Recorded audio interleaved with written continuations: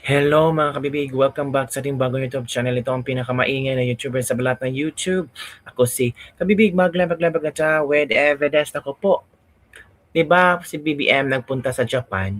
Kung akala ni BBM peaceful at walang rally para harapin siya, ay naku grabe mga kabibig.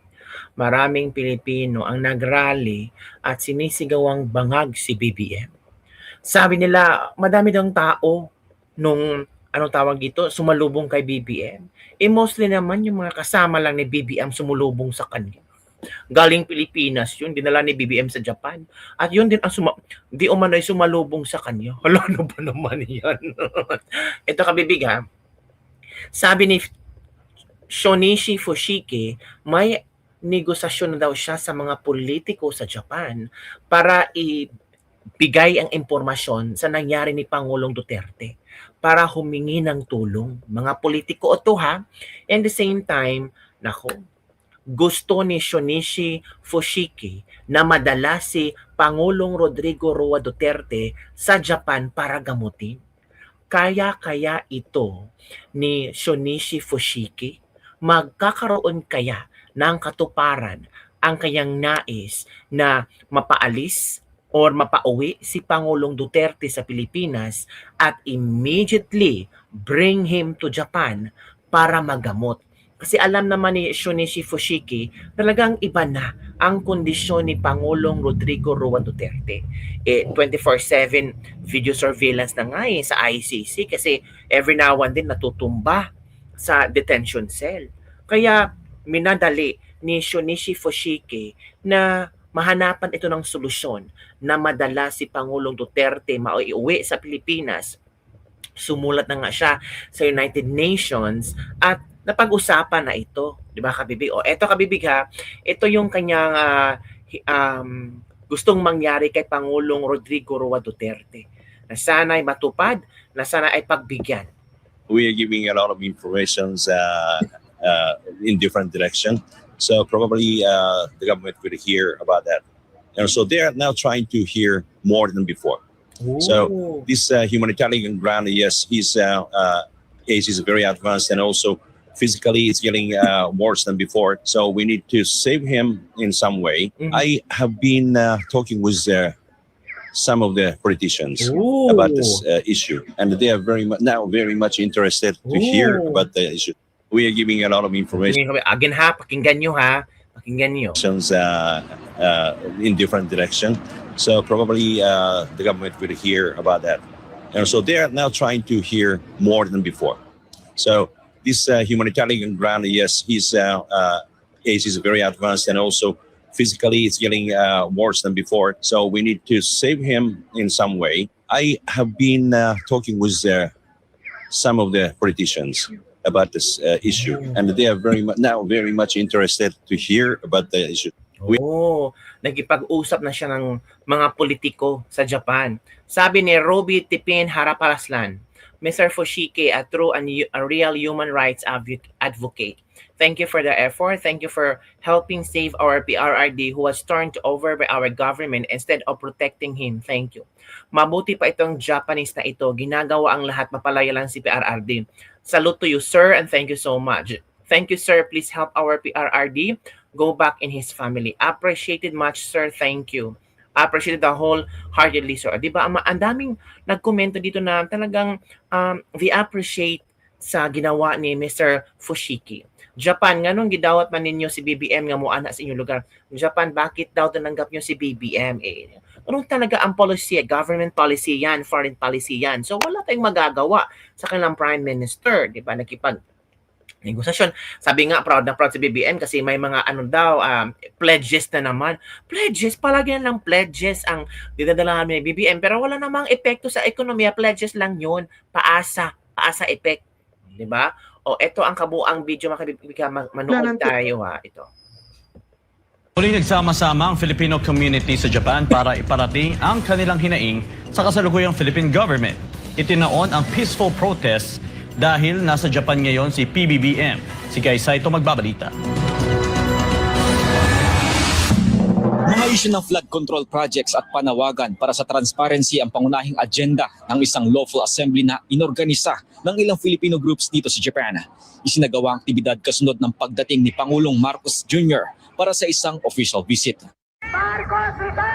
Hindi pinalagpas ng mga Pinoy sa Tokyo ang pagkakataon para iparating ang kanilang galit sa pamahalaan ng Pilipinas. Lalo pat nasa Japan ngayon si Philippine President Ferdinand Bongbong Marcos Jr. para sa isang 4-day state visit. Sa peaceful protest, kinontra ng Filipino community ang napabalitang pagsusulong ng Constitutional Assembly o CONAS para sa term extension ng kasalukuyang administrasyon, bagay na naunang inilahad ni Senator Amy Marcos. Sinisingil din ng mga Pinoy ang resulta ng flood control investigation. Karamihan kasi sa mga dumalo sa mga payapang protesta ay mula sa mga lugar sa Pilipinas kung saan palpak ang flood control projects. Sobra na po, BBM. Ang flood control na ninanakaw nyo, ibalik nyo na po. Sobra-sobra na po ang paghihirap. Marami na pong namatay. Ikinababahala rin ng mga Pinoy ang pagbabalik ng illegal na droga sa Pilipinas. Hindi raw kasi malakas ang anti-drug efforts ng Marcos Jr. government.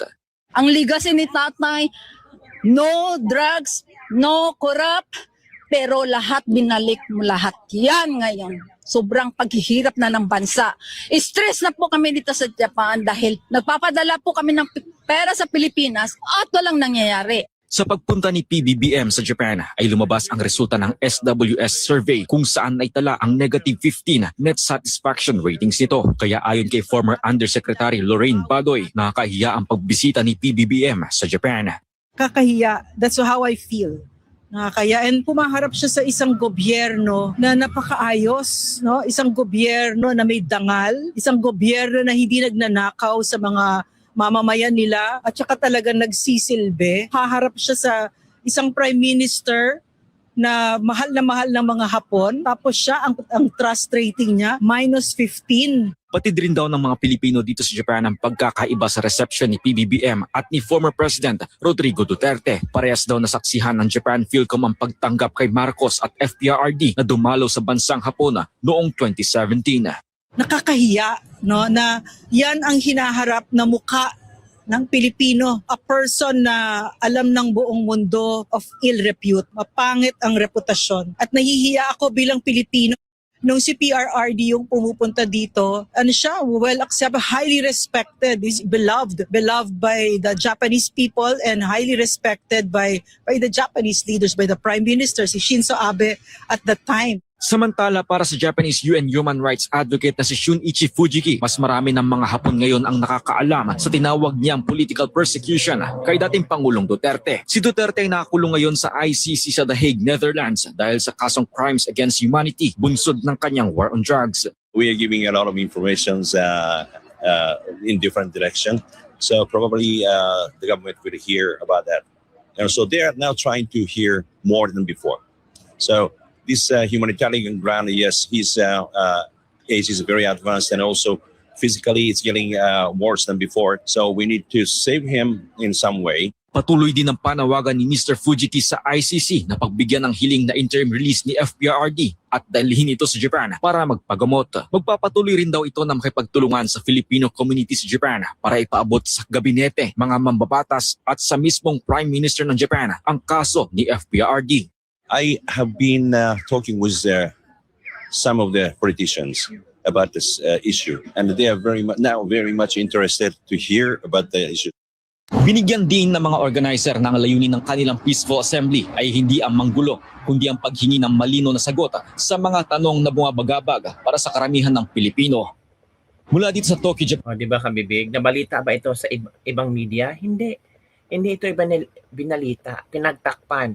Wala man lang ni isa ang nag-cover sa Japan na pagpuntaan ni BBM.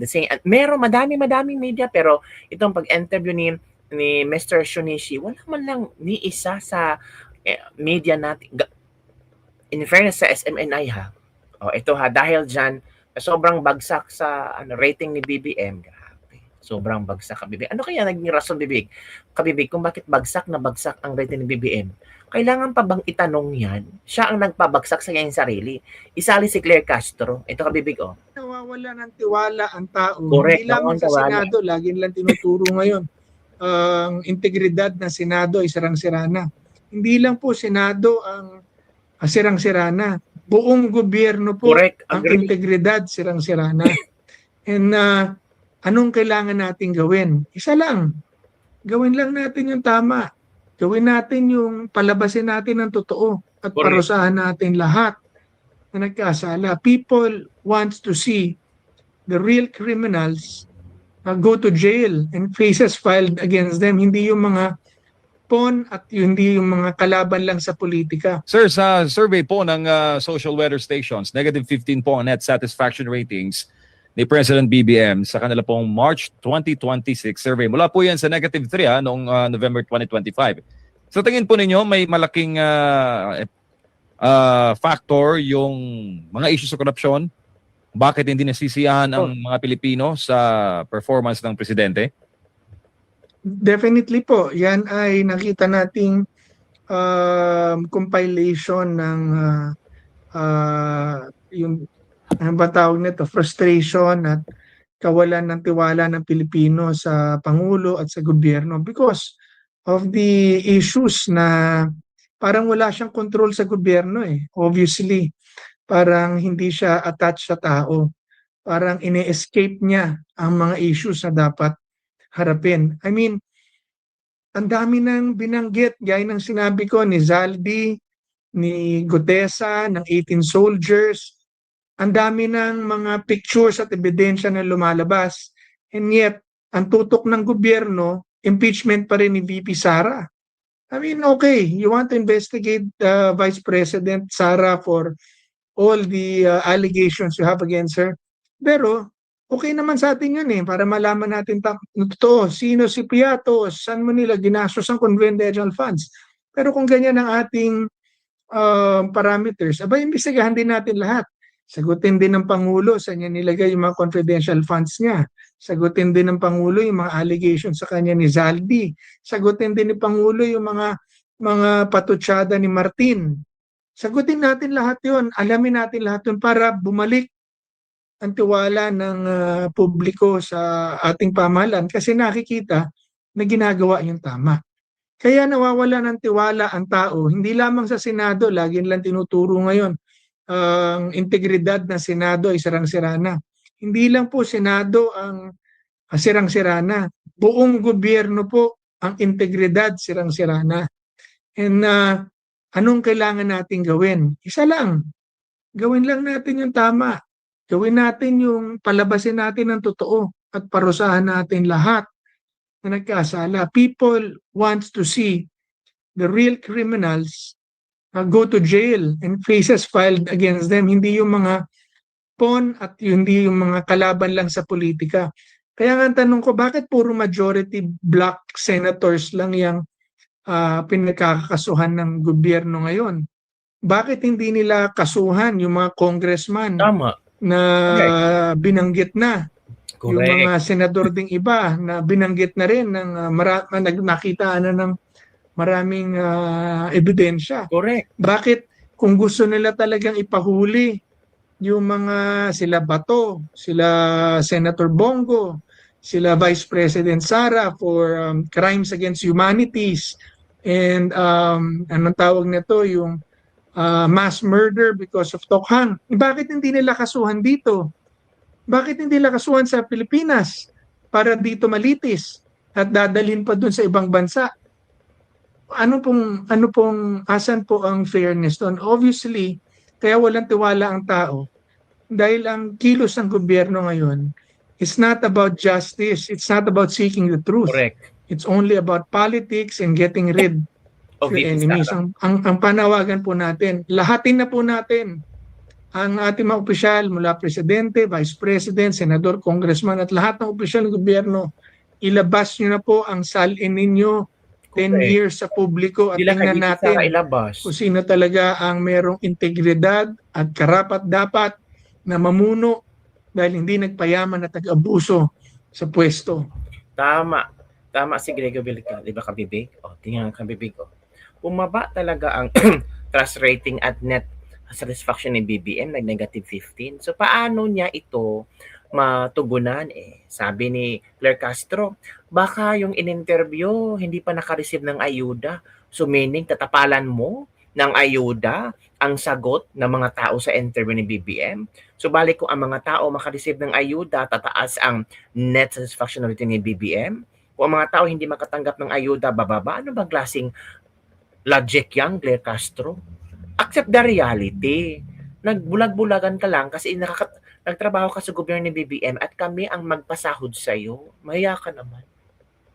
Yun lang kabibig ang ating latest Libag-Libag for today. Don't forget to like, subscribe, and share this video. Bye everyone. See you next time.